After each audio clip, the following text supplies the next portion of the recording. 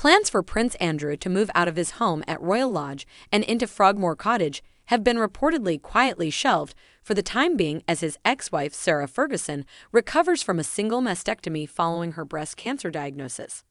Last week, it was revealed that Prince Harry and Meghan Markle, Frogmore's former inhabitants, had officially vacated the property after being asked to leave earlier this year. Ever since Charles became king, there have been reports that he wants to move his younger brother, who is no longer a working member of the firm, from Royal Lodge into Frogmore, both on the Windsor Estate. Andrew is said to be resisting the move from his home of 20 years, where Fergie also lives despite their divorce in 1996.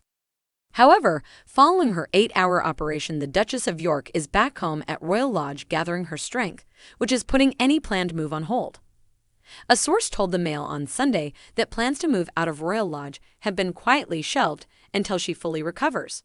Frogmore Cottage, which is far smaller than Royal Lodge, remains empty after Harry and Meghan were asked to leave the property earlier this year, having not lived in the property since their departure from royal life at the start of 2022. Last week, the deadline for them to move their belongings out passed as their final items were shipped to their home in Montecito, California.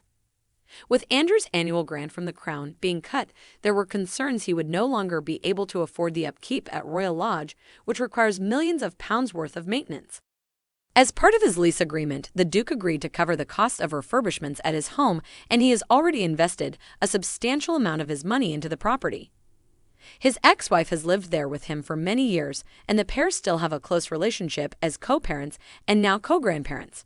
As Fergie recuperates at home, a friend of hers told the Mail, "The surgery was very long, getting on for 8 hours, and it was more involved than people think.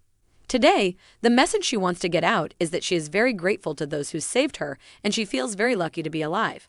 Specifically, the Duchess wants to thank the two incredible surgeons, Christina Choi and Stuart James, who carried out the operation, and all the medical team who worked tirelessly to help her.